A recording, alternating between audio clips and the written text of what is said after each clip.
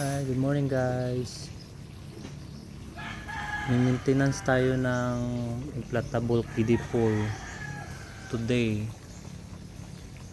Ang mga gamit ay ito, yung water floater dispenser at saka itong chlorine.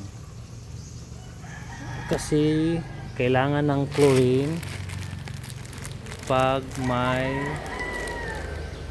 inflatable kiddie pool ka o para mawala yung mga bakterya at hindi siya magi-green yung mga algae, hindi siya ma-penetrate, mag-grow. Yan po ang gamit ng chlorine. Hatiin ko to ng 4 na piraso. Ito po yung ilalagay dyan dito sa dispenser. Ito dito, pero hindi siya buo, kailangan mo hatiin kasi 1,100 liters lang tong kiddie pool na ito so kailangan hindi siya hindi buo, marami, kasi pag marami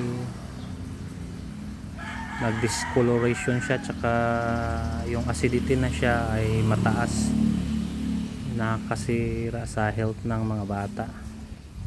Ito hinati ko na ng 4, depende kasi sa laki ng kiddie pool na paglagyan ng chlorine.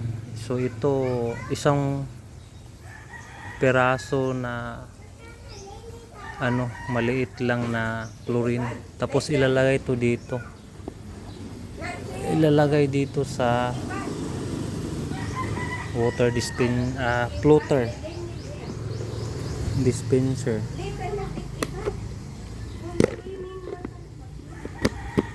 Yan.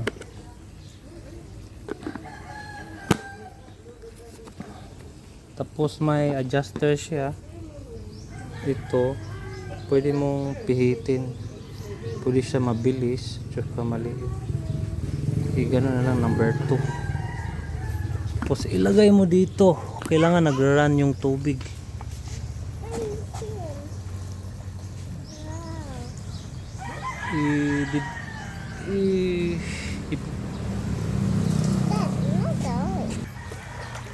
Tapos let it melt mga around 4 hours.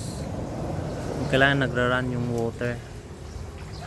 So ganyan po ang maintenance ng kiddie pool. Thank you.